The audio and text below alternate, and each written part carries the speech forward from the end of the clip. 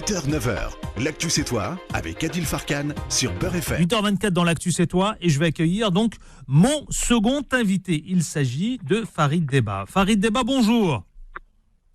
Allô ? Oui, bonjour Adil. Bonjour Farid Debba, très très bien, merci d'être avec nous ce matin. Alors vous êtes réalisateur, mais vous êtes aussi le fondateur du MCA. Le MCA, ça s'appelle le Mouvement Citoyen pour l'Algérie. Alors je tenais absolument à ce que vous soyez là ce matin, parce que je voudrais d'abord vous faire commenter cette série d'arrestations, notamment celle de Saïd Saadi, qui est une rumeur, plus qu'une rumeur, sur son arrestation imminente, mais surtout celle de Louisa Hanoun, une femme donc politique qui est extrêmement connue, qui a été arrêtée. L'arrestation donc de Louisa Hanoun. Et puis on va parler de tous les autres. Comment vous réagissez et comment vous le voyez, vous, Farid Debba ? Alors pour l'instant, c'est vrai que c'est un petit peu, j'ai l'impression, de guerre des clans, vu un petit peu d'ici, et puis ce qu'on entend aussi au niveau des retours de l'Algérie, on a plutôt l'impression que voilà, c'est à couteau tiré, c'est une certaine guerre des clans, et il faut savoir que les responsables du parti des travailleurs de Louisa Hanoun ils n'ont pas eu de ces nouvelles depuis jeudi. Donc, et puis le chef d'accusation jusqu'à présent apparemment n'est pas connu. Donc l'arrestation reste floue. De plus, il semblerait qu'elle a été présentée au tribunal de Blida, le tribunal militaire de Blida. Or, elle est civile. Donc il y a beaucoup de choses qui portent à interrogation. Donc c'est vrai que ces arrestations en cascade nous pose, je ne veux pas dire problème, mais on se pose des questions, de grandes questions.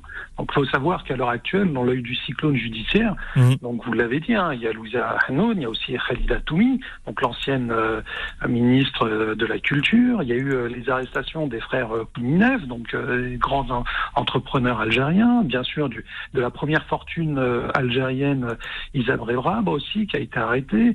Naturellement, Saïd Bouteflika et puis les deux autres généraux qui ont été accusés d'avoir fomenté un coup d'État contre Gaïd Salah. Ouais. Donc c'est ça qui pose problème. En plus de ça, il y a eu aussi Ali Haddad qui s'est fait arrêter, et puis aussi des rumeurs d'arrestation aussi de Hamid Melzi, enfin celui qui s'occupait du club des Pins et qui semblerait aurait détourné des sommes pharaoniques lorsqu'il était justement président du club des Pins.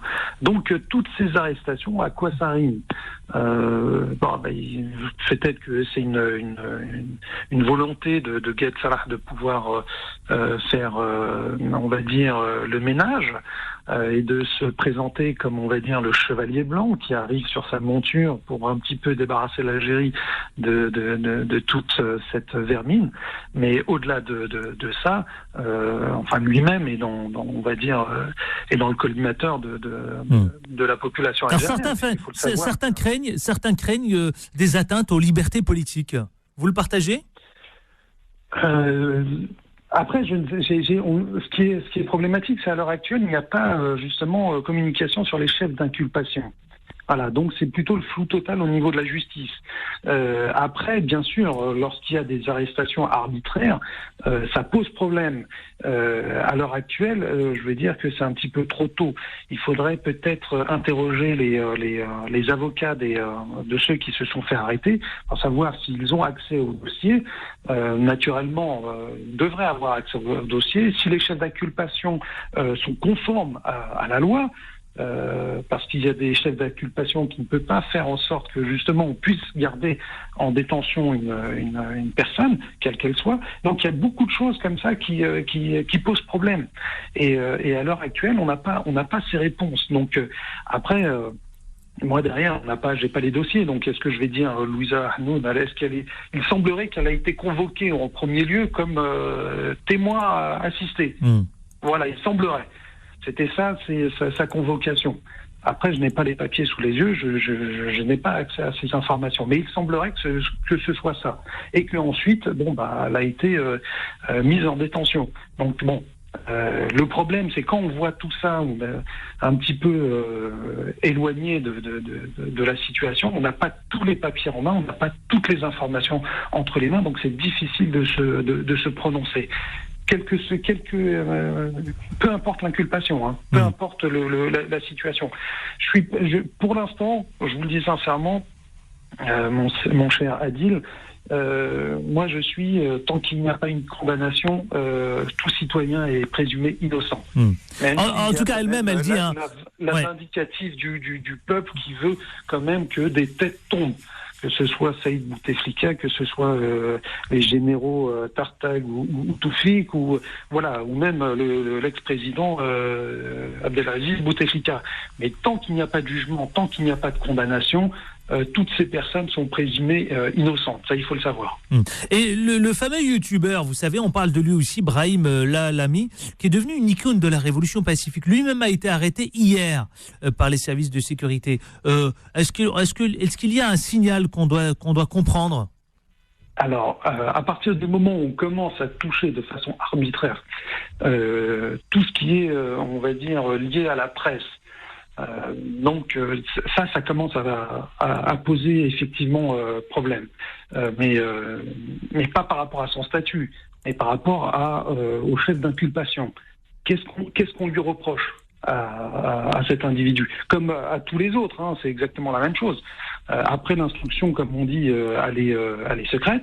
Il y a le secret de l'instruction qui fait qu'on ne peut pas, nous, simples citoyens, avoir accès au dossier. Mais au niveau des avocats, pour l'instant, je n'ai pas eu de communication qui parle de vice de procédure ou bien d'arrestation arbitraire. Ils sont plutôt silencieux à ce niveau-là.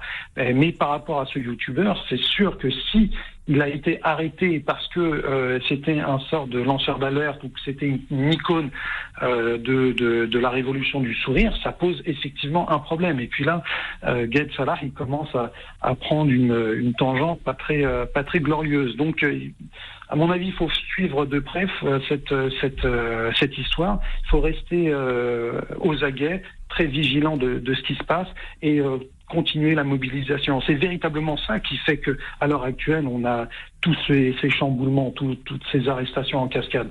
C'est que parce que le peuple est mobilisé et que la rue ne fléchit pas. Dites-moi, Farid Debba, vous avez été l'initiateur d'un grand débat qui s'était déroulé donc il y a quelques semaines. Quel enseignement tirez-vous de ce grand débat consacré à l'Algérie de demain ?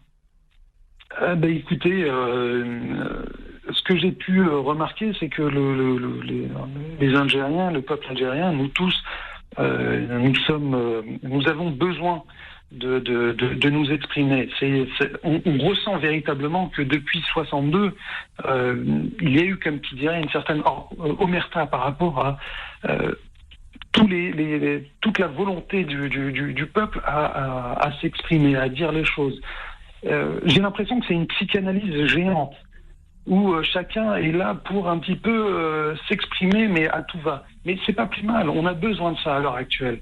C'est-à-dire que les vannes sont ouvertes, les langues sont déliées, on a besoin de parler, on a besoin de communiquer, on a besoin de se retrouver, on a besoin de partager, on a besoin de créer des sortes de forces vives, de propositions ici et là. Il y a beaucoup de mouvements qui se créent en Algérie, ici, en France, à l'étranger, aux États-Unis, Canada, en Europe.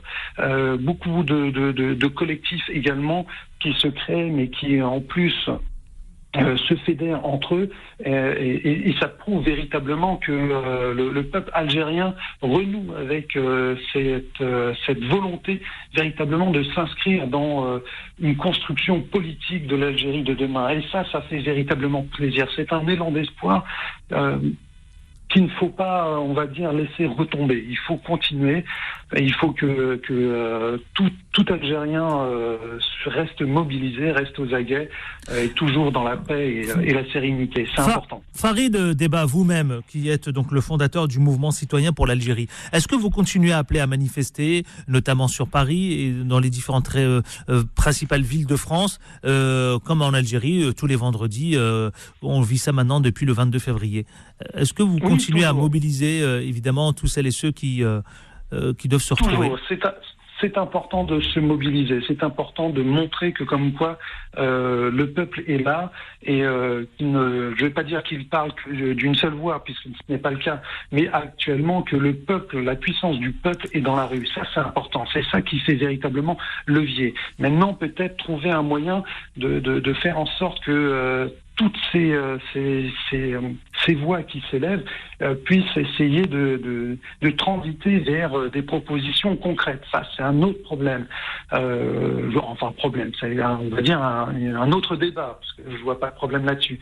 Parce que il y a beaucoup de gens qui s'expriment, qui ont des volontés, la volonté d'amener des choses, d'être force de proposition. Et maintenant, c'est à ce moment-là, c'est ce petit déclic qu'il faut avoir pour que les citoyens puissent s'organiser entre eux, se fédérer et être force de proposition pour l'Algérie de demain. Il faut continuer à se mobiliser, il faut continuer à proposer des choses, il faut continuer à espérer une Algérie meilleure et un futur beaucoup plus serein et ensoleillé pour notre Algérie. C'est important. Dites-moi, ce sera ma dernière question. Le mercredi dernier, 8 mai, le ministère de l'Intérieur a indiqué que 68 lettres d'intention de se porter candidat aux élections présidentielles du juillet prochain, d'accord, ont été déposées au ministère, c'est officiel. Vous, ces élections, vous continuez à dire qu'il faut les maintenir, qu'il faut aller participer à ce scrutin? Alors, je n'ai jamais, moi, à titre personnel, ni au niveau du mouvement citoyen pour l'Algérie, appelé à, on va dire, boycotter pour le 4 juillet. On est plutôt dans une volonté de boycott de ce scrutin. Je vais vous expliquer pourquoi. Le 4 juillet, disons que c'est une date qui a été mise par l'ancien système. À l'heure actuelle, c'est l'ancien système qui va, on va dire, régencer ces élections. Donc, c'est bien gentil. Nous, on veut que le système dégage. On veut que tous les anciens et tous les vieux clous rouillés puissent déguerpir. Mais là, ce qu'on nous propose, c'est que l'ancien système va organiser les élections pour mettre qui? Pour mettre un Bouteflika bis. Quel intérêt? C'est là où, justement, il ne faut pas qu'on soit dupe et que le peuple, justement, n'est pas dupe. Et moi, je l'entends au niveau des manifestants et au niveau des gens qui m'interpellent. Oui. Beaucoup de gens ne sont pas dupes de la situation. Beaucoup appellent au boycott. Ils ne veulent surtout pas aller voter le 4 juillet. Donc, pour eux, c'est uniquement une mascarade de plus de la part du pouvoir. Donc, bon, après, comment ça va se passer, je ne sais pas. Je pense que le peuple va faire barrage. Qu'est-ce que vous voulez qu'il fasse, Ben Salah, devant tout un peuple, toute l'Algérie, de voir qui refuse ces élections? Que voulez-vous qu'il fasse? À part abdiquer. Il y a un moment donné où il faudra qu'il comprenne que il fait partie du système, tous les ministres font partie du système. Gaïd Salah est un pur produit du système. Donc même Gaïd Salah, si le président par intérim, Abdelkader Ben Salah, voulait le faire, on va dire, sauter, entre guillemets, il l'aurait fait. Il a les prérogatives en tant que président par intérim de faire sauter Gaïd Salah. Mais pourquoi il ne le fait pas? Eh bien, merci infiniment. Il faut se poser cette question et elle est très, très pertinente. Pourquoi il ne le fait pas? Est-ce que c'est par manque de courage ou par connivence d'ancien système? Une question, effectivement, qu'on pose aussi exactement. Merci Farid Deba d'avoir été avec nous. Vous êtes réalisateur. Réalisateur, donc Farid DMS Deba, réalisateur et fondateur du mouvement citoyen pour l'Algérie. Merci Farid. Merci Adil. Merci, à très bientôt.